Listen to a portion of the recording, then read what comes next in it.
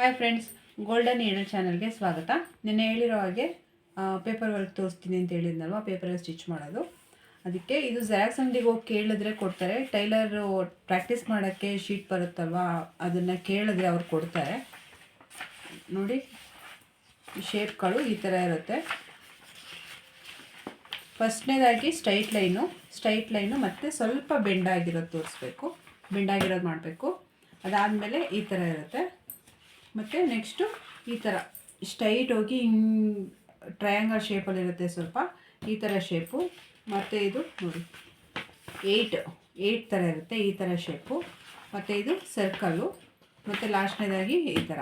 ಇದನ್ನು ನೀವು ಇಷ್ಟು ಶೇಪ್ನ ನೀವು ಮಾಡಬೇಕು. ಇದನ್ನು ಮಾಡಿದಾಗ ನಿಮ್ಗೆ ಮಾಡ್ತಾ ಗೊತ್ತಾಗುತ್ತೆ ಯಾಕೆ ಈ ಥರ ಮಾಡಬೇಕು ಅನ್ನೋದು. ಮಾಡ್ತಾ ಗೊತ್ತಾಗುತ್ತೆ.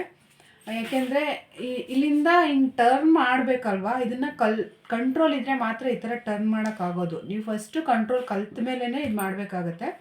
ಕಂಟ್ರೋಲ್ ಕಲ್ತಾದಮೇಲೆ ನೀವು ಈ ಪೇಪರಲ್ಲಿ ವರ್ಕ್ ಮಾಡಬೇಕಾಗತ್ತೆ. ಇವಾಗ ತೋರಿಸ್ಕೊಡ್ತೀನಿ ಹೇಗೆ ಅಂತ ಅಂದ್ಬಿಟ್ಟು. ಫಸ್ಟು ಇದನ್ನೆಲ್ಲ ಜೆರಾಕ್ಸ್ ತೊಗೊಳ್ಳಿ. ನೀವು ಸಾಧ್ಯ ಆದರೆ ನೀವು ಒಂದೇ ದಿನಕ್ಕೆ ಕಲಿಬೋದು, ಏನಿಲ್ಲ. ನಿಮ್ಗೆ ಕಂಟ್ರೋಲ್ ಬರುತ್ತೆ ಅಂತಂದರೆ ಒಂದೇ ದಿನಕ್ಕೆ ಕಲಿಬೋದು. ಕಂಟ್ರೋಲ್ ಕಲಿತು ನೀಡಲ್ಲಿ ಹಾಕೋಕ್ಕೆ ಬರಬೇಕು. ಸೆಕೆಂಡು ನೀಡಲ್ಲಿ ಹಾಕೋಕ್ಕೆ ಬಂದ ತಕ್ಷಣ ನೆಕ್ಸ್ಟು ನೋಡಿ, ಇಲ್ಲಿಗೆ ಸ್ಟಾರ್ಟ್ ಮಾಡಿ ಸ್ಟ್ರೈಟ್ ಲೈನ್ ಅದೆಲ್ಲಿಗೆ ಸ್ಟಾಪ್ ಆಗಿದೆ ಅಲ್ಲಿಗೆ ಕರೆಕ್ಟಾಗಿ ಸ್ಟಾಪ್ ಮಾಡಬೇಕು. ಯಾವುದೇ ಕೈಯಲ್ಲಿ ವೀಲ್ ತಿರುಗಿಸೋದಾಗಲಿ ಏನು ಸಪೋರ್ಟ್ ತೊಗೊಬಾರ್ದು.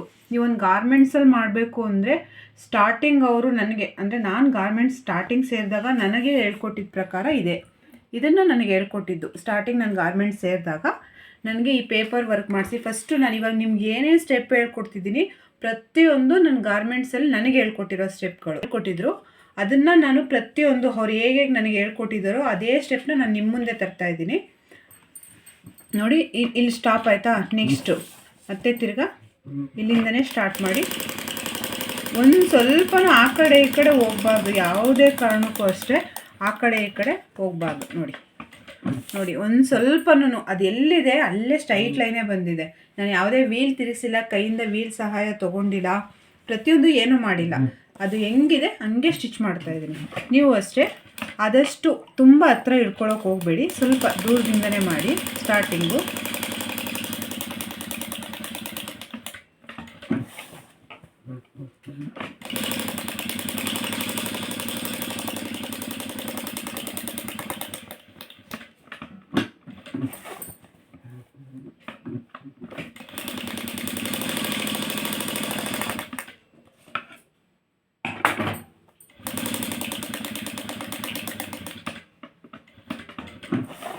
ಇಲ್ಲಿ ಸ್ಟಾರ್ಟ್ ಮಾಡ್ತು ಅಂದರೆ ನೆಕ್ಸ್ಟು